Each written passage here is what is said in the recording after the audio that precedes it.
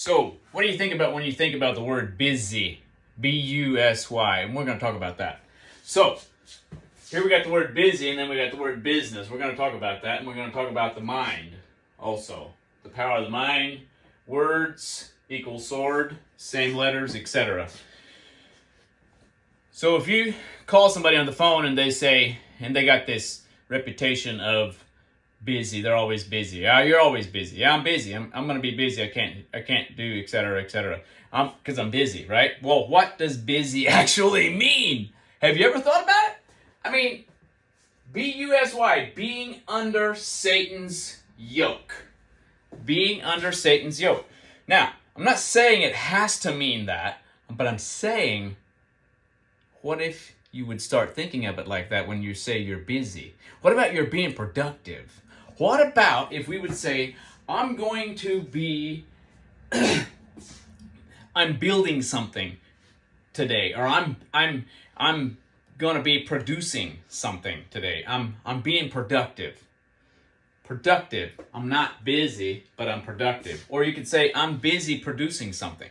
Instead of just saying, I'm busy, and not clarifying, what are you busily doing? What are you building with your busyness? With your busyness. Business. If you're a business owner, that says busyness. So you're really you're really busy if you're a busyness owner. If you're a business owner. I'm personally a business owner myself. I love business. I love being a business owner. I've had a construction business for 25 years. A very successful construction business. I mean, it took me a minute to get it to be successful, but what I'm saying is, I am a business owner. I am busy all the time. But I'm only as busy as I choose to make myself. Now, thinking about that, constantly busy in our business, what are we going to do with the money that we generate from our busyness, from always being busy?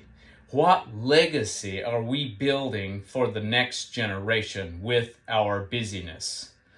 Are we building a legacy that is worth talking about when we go into that casket, into our grave? The pile of money or the pile of materialistic things. And don't get me wrong, I love money. I love materialistic things. I love fast cars. I love fancy things. What I'm trying to help you understand is, let's think about what we're doing with our busyness.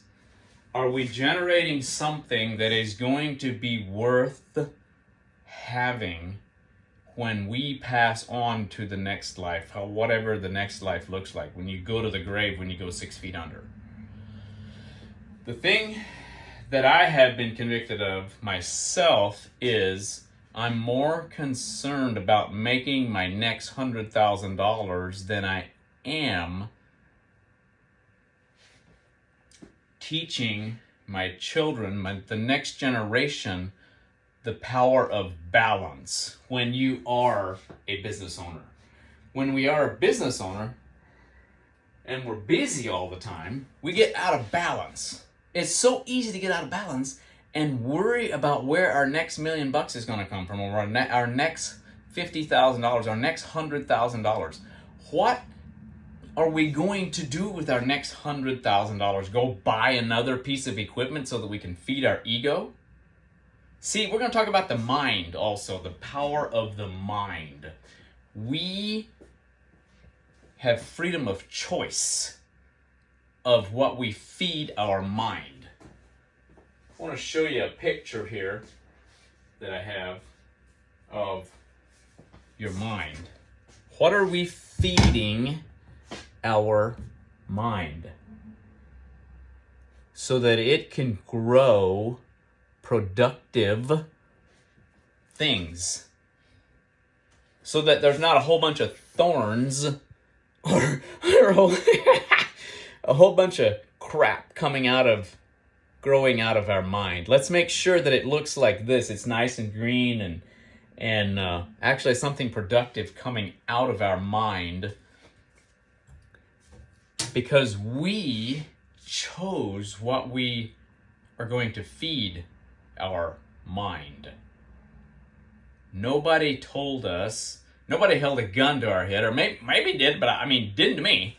Nobody ever held a gun to my head and said, you got to be a business owner, or you got to be busy all the time, making another 50 grand, another $1 million, another buying another piece of equipment, buying a bigger house so you can look bigger, or somehow gain approval from people that you don't even care about.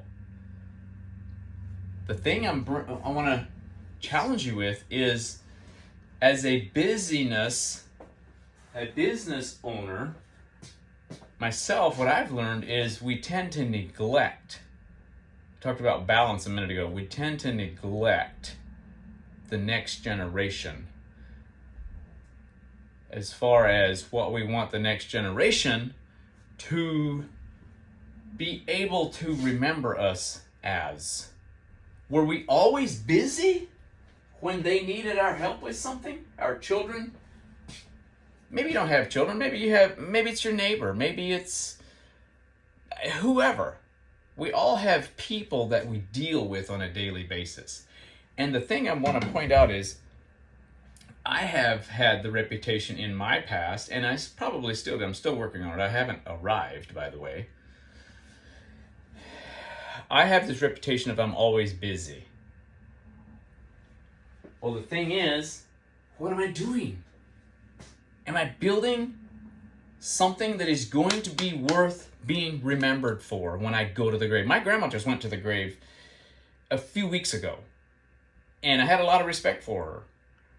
There was obviously some things that I didn't agree with what she did, but what it taught me is, what am I going to be remembered by when I am no longer here? Am I going to be remembered? I was always the busy one. I was always busy doing something. Was I always busy doing something that didn't really matter? That didn't really matter for the next generation? What if they would say, yeah, all he ever did was work. He was always busy and making his next $1 million, working on his next million. I don't want to be that guy, because he was always busy. I want to be productive. What if we would say, I want to be productive and feed my mind things that actually matter and make the world a better place. Something that you can do with your business is make the world a better place, but we got to choose what we're going to do with the money that we generate from our busyness, from our business. Now, business owners, I believe, are a good thing. We need business owners. I love being a business owner. I love it. Absolutely love it. So just wanted to challenge you again. What are you going to do with the money, the things that you buy from your business? What are we doing as men to raise up the next generation so that the next generation can plant on what you taught them?